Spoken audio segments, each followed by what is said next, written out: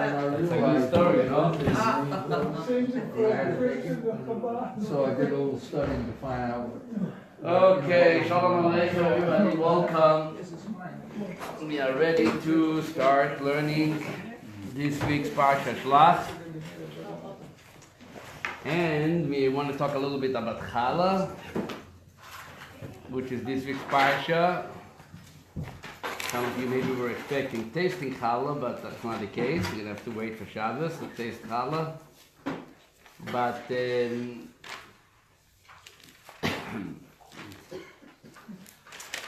so basically we know that this Parsha Shelach, is mainly known for its discussion regarding the spies, the miraglim.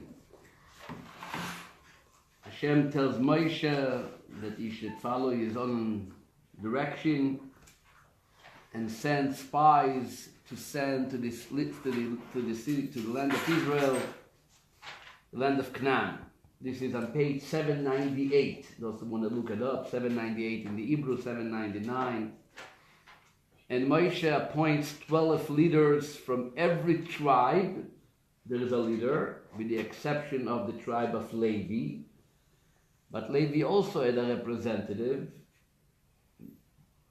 It was actually Moshe's representative because Moshe was a Levi, and that was Yeshua. Yeshua ben Nun, even though he was officially the leader and representing the tribe of Ephraim,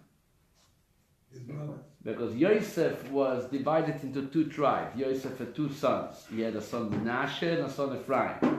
And they became two tribes, and each one has his own representative. As we are reading in the Chumash, the representative for Ephraim was Yeshua ben Nun, and for Menashe there was Gadi ben Susi, a different guy. And they are going to the land, and Moshe tells them what to look for. First, it tells them, I want you to see the land itself. What is it? As you see on Pasuk Yudchet, Ureitem et haaretz ma'i. First of all, see the land. What kind of land is it? Ve'et ha'am hayoshev alea. I want you to see the people. Are they strong? Echazak hu? Erafeh? Are they strong people? Are they weak? Is there a large group of them? Is there a small number of them? And then the land itself, what kind of quality is it? Is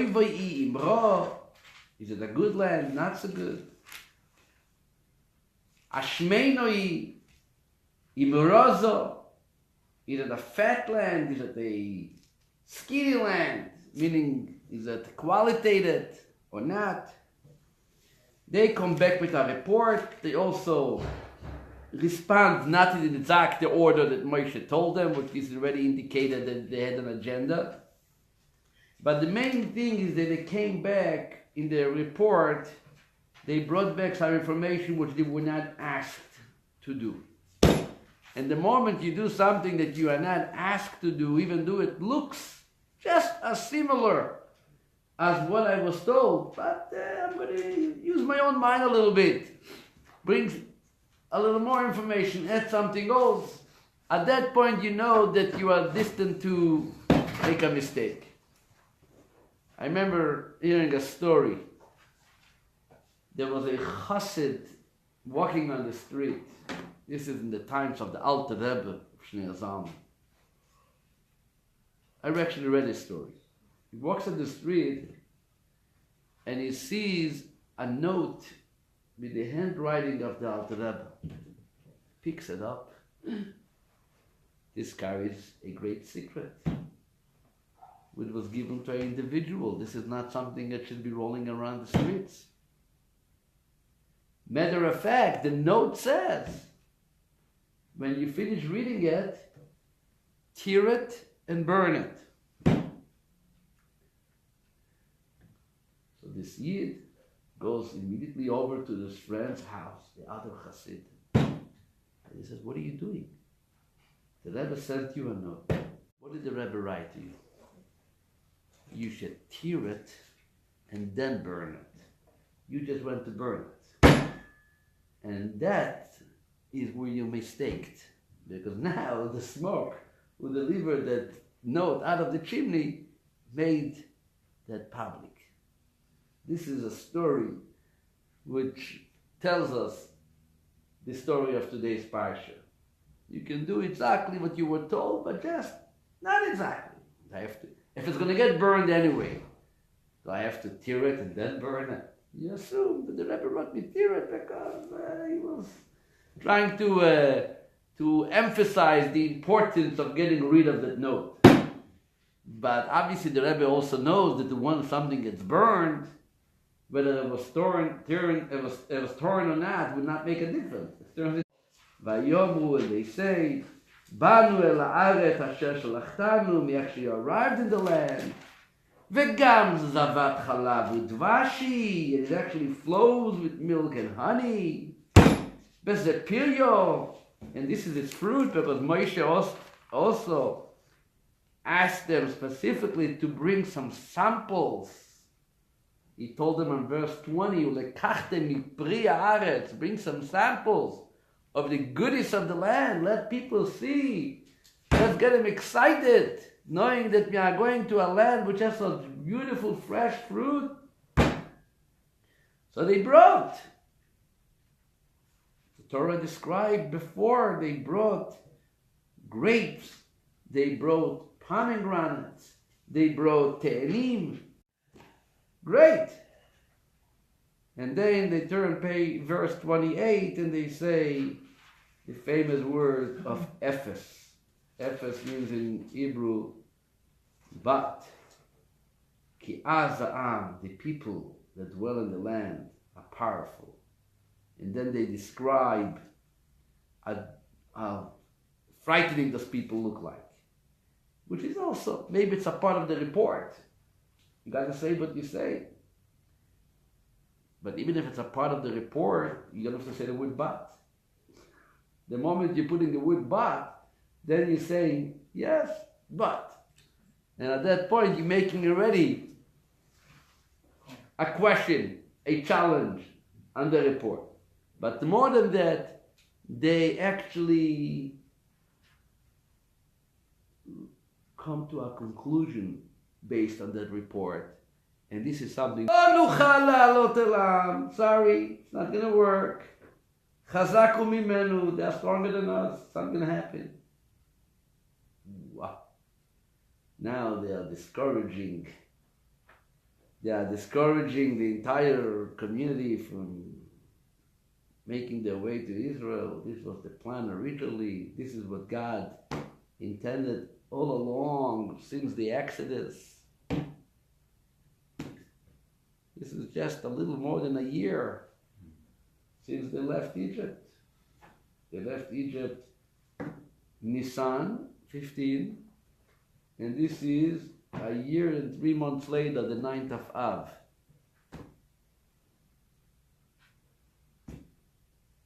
And everybody starts crying. And the story goes on. They don't want to come. When they are turning 60, which is basically 40 years from now, they're all going to be gone. And Israel is going to welcome just a young generation which were under the age of 20 when the story of the spies took place. The oldest man who came into Israel was just about to turn 60. 59. Right? Because when he was 20, he died. Except for two There were two. that were over. More than two, but Yeshua ben Nun and Caleb ben Yefuna, but everybody died in the next 40 years. Nobody made it to the land. So the entire nation who left Mitzrayim didn't even make it. I read it, and the Levites, Or Matzah. I think it was Matzah. Oh, I'm starting to remember now. No, I think it was Matzah. They came into Israel the night before Pesach. That's right. They had to eat matzah. One of the first Pesach celebrated after 40 years. Good memory. David, keep it going. do more exercise, and you're going to remember everything that happened. Weiter. The story of the Meraglim is spoke many, many years. But this Parsha also has two mitzvot following the story of the Meraglim. And I want to talk about these two mitzvot and how they relate to the story. Mitzvah number 1 is on page 811 in the English, or in the Hebrew 810, chapter 15, verse 1 and 2. It says at all. So here, right away came a mitzvah which is only going to apply once they enter the land. So they knew one thing is for sure happening. We're going to enter. At some point we're coming back to here. And that's why there is already a mitzvah. And what's the mitzvah? The mitzvah is that when you're going to offer your sacrifices, whether the daily sacrifices, the holiday sacrifices, the festival sacrifices, that should come together with a meal offering called mincha and libations, which means nesachim. What does nesachim mean? You take wine, you take oil, and there is a measurement. The oil was actually mixed with flour. The wine was poured in on the side of the altar. There was 2 little holes, and that's what they were. When Moshe, Hashem speaks to Moshe, Daber bnei Yisrael v'amart alehem. Again, I want you to speak to the children and tell them, Bevoachem el haaretz asher ani mevi etchem shama. Again, they are being told they are going to the land. Not everybody, but the new generation is coming in. And when you come in there, this is what I want you to do. You're going to eat bread.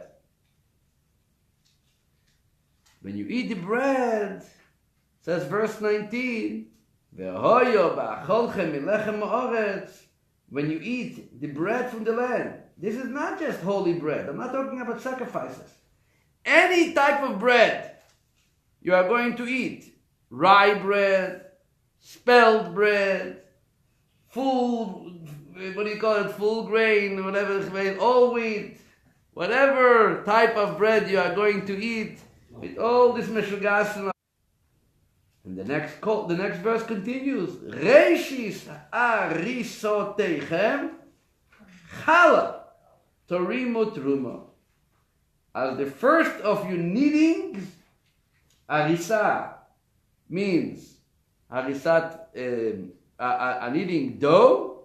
You should remove from it chala. Chala means a portion. Mireishis arisosechem again, from the first of your kneading, titnu laHashem truma ledurasechem. You should give to Hashem a portion throughout all your generations. Which means even if there is no temple and there is no coins, story of the spies.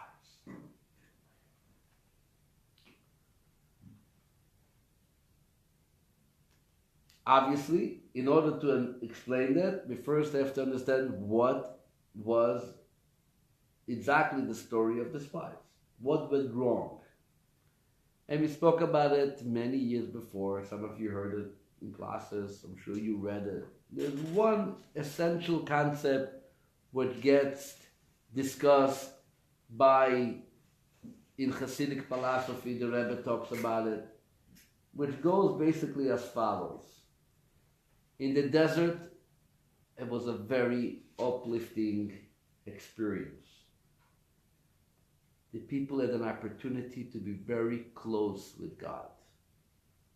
Mainly to the point they weren't expected to involve themselves from Yeshua ben Nun, from Eliezer, from Aaron. They live a heck of a life. Can be better. You have everything being provided, and you are spiritually satisfied. To be physically provided and have nothing else to do with your life, that we know does not help, does not mean anything. Right? You try to push through. I had this morning a driver I was in England, and I had to drive about 120, 130 kilometers to the airport. And, I'm not rushing to the airport, but I have to arrive there on time too. And the guy is taking his time. He goes, I don't want to stop before getting to the airport and charge the battery because it's going to take a half hour. So I'm like maneuvering it in such a way that to get you to the airport, but not needing to make extra stops. So I know where there is hills when it goes down. Okay, thank you for telling me.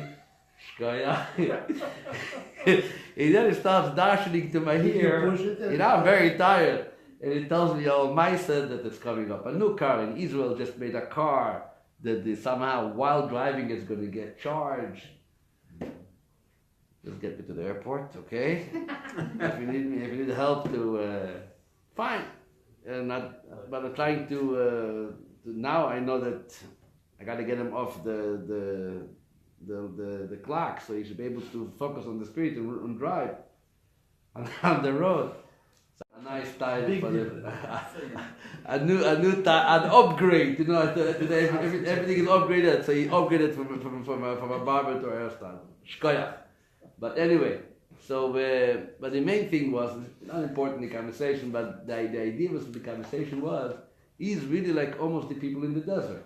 He lives there in Vermont. He has a nice flat, they call it. He sees the water, and he has even everything is good. He has a son with work. He lives not far. The reason that he's ready to get up 4:30 in the morning and take me from there to the airport because for him this was a very exciting night. Being up and waiting to take somebody to the airport.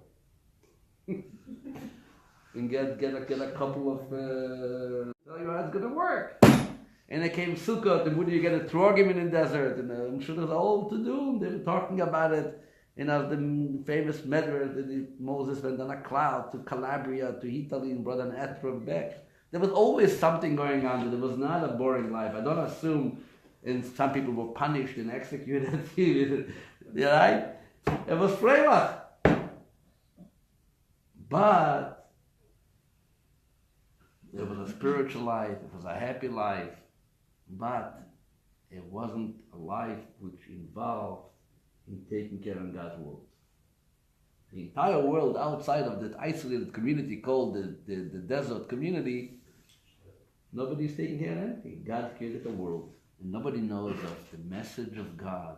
Nobody knows about Humanitism, nobody knows about the existence of God. The nations, pagans, including that which was supposed to be in Israel.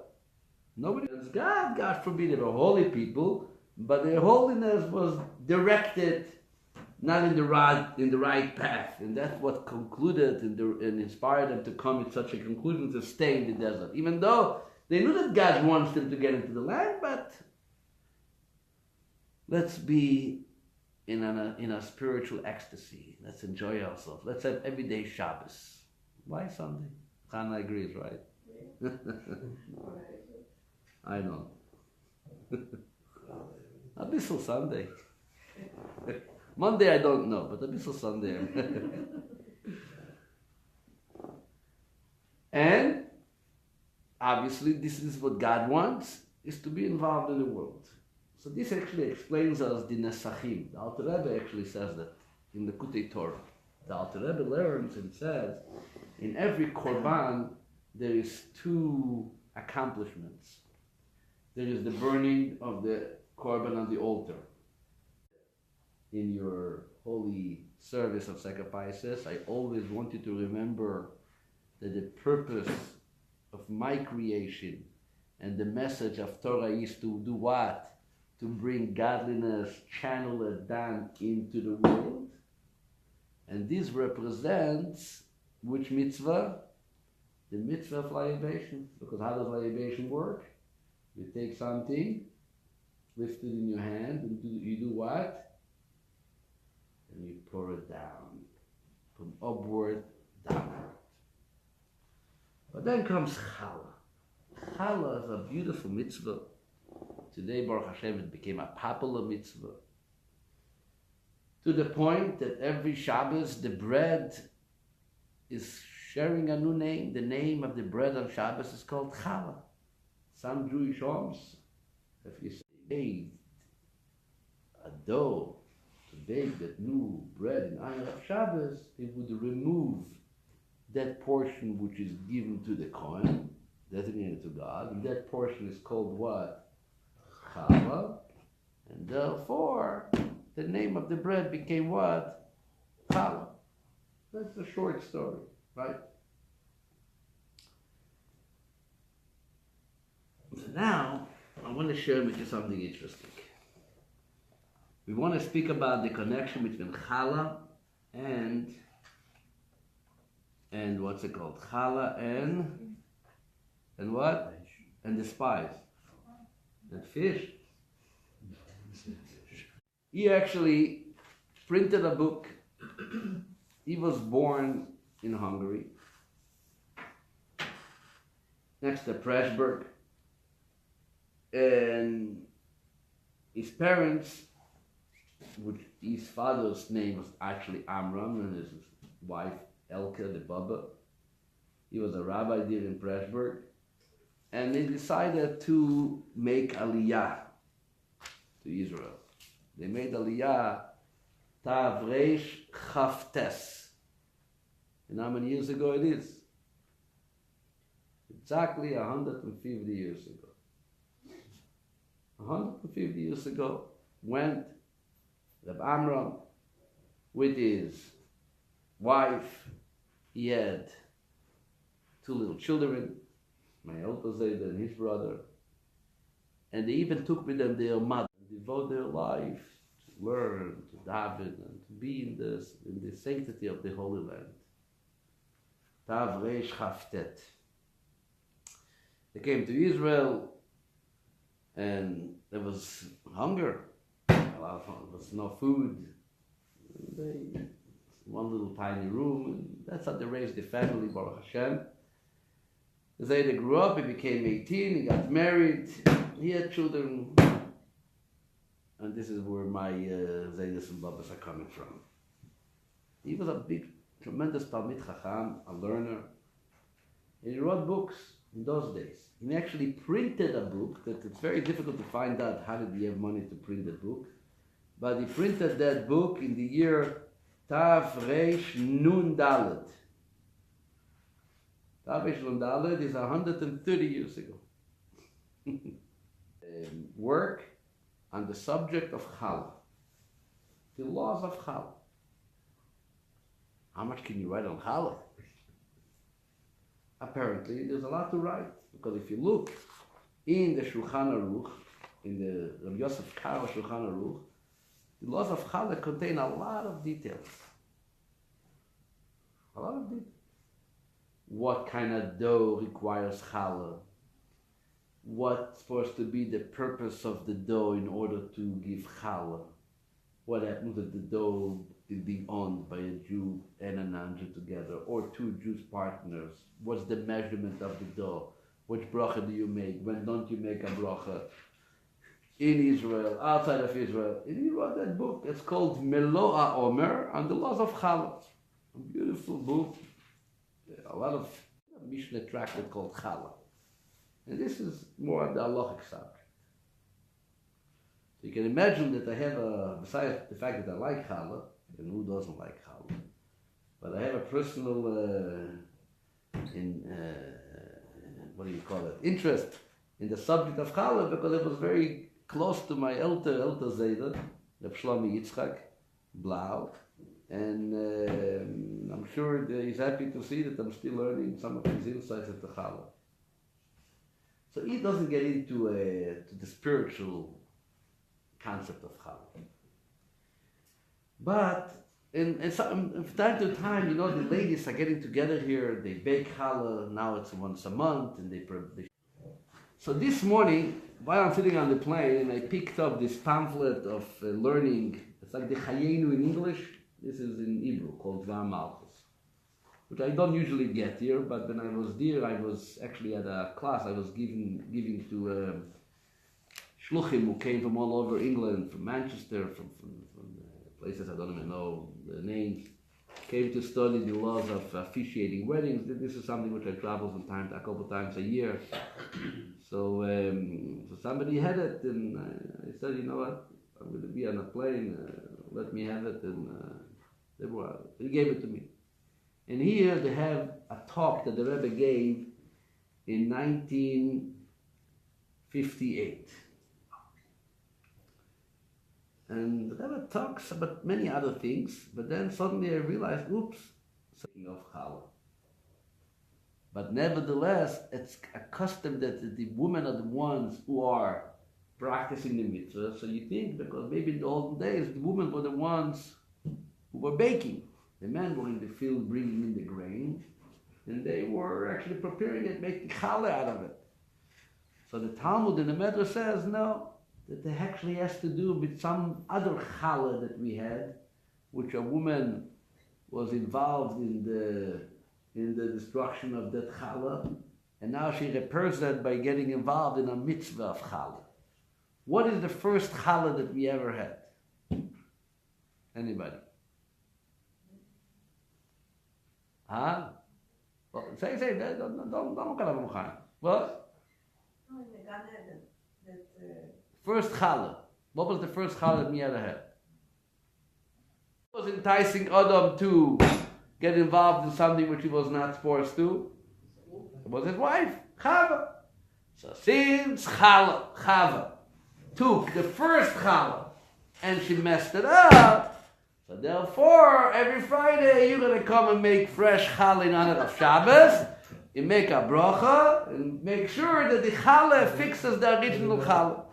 This is the Talmud, a Talmudic saying. It's actually brought on Shulchan Aruch also. Kilkel challah shel olam. She spoiled the challah of the world, Adam Arishim, which is called the challah of the world, and therefore she has to repair it to the mitzvah of challah. Fine, good. That's a famous method. What does it have to do with the spice? Rabbi continues. It's the same idea. Mix with water, and the entire thing becomes one solid dough, a full dough. Then is when the mitzvah of challah applies. Which means, you can have in front of you the amount of flour that you're going to use in the dough. And you can have ready set up for you the amount of water you're going to use in the dough. Before you mix them and knead them together, you still cannot fulfill the mitzvah of challah. Even more than that, it says in Shulchan Aruch that even if part of the flour was already kneaded with the water, but there is still some flour which was not kneaded yet, you cannot fulfill the mitzvah. You have the entire flour plus the water all mixed together finely into a dough. Then is when the mitzvah of challah applies. Is it edible at that point? When you make the mitzvah of challah, it's not edible. When is it going to be edible? Only once it's baked. So the question is, why is it so important to keep this mitzvah only when it's so finely mixed together? You're anyway going to have to wait for it till it gets baked in the oven and properly prepared. So what do you care if you didn't put in, if it wasn't kneaded completely? Especially if you already have partially dough and you have a little flour that you're about to add. Idea. You take flour. What is flour? Flour is little sprinkles. They're all separated to one from another. They look together, but they are very separated. Every what do you call it? Grain. It's not grain, it's already flour. Every part of the flour, every partial of the flour is separated from the other. Morsel. Huh? Morsel. Morsel? No. Wait for Arnold to come back and find the right one. No. Molecule. Every speck, manacle, whatever. Jeder pizzale, okay? every little tiny thingy. iota. Everything. Now you're getting me confused. Into one entity. Now there's no more dots of challah. It's one solid piece called dough. And this is what it means. We take that which is physical. The definition of physical means detached and separated from godliness. You're on your own. And I'm saying that what is my purpose of the 6 days of the week is to come to Shabbos and to unify everything around the one thing with the one who created the 6 days, around Hashem.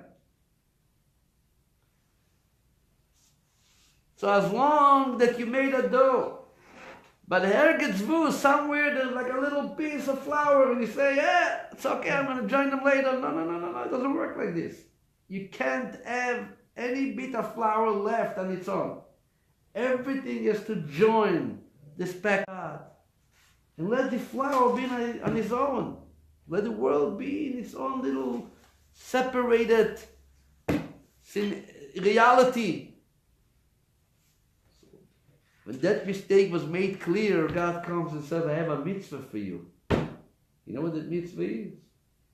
You're going to be involving yourself to bring flour and water together and create a dough. You're going to show yourself in the world, especially before Shabbos. We make challah because when it comes before Shabbos, we want to celebrate and act and emphasize the idea of connecting the separated physical and unifying it with the oneness of God.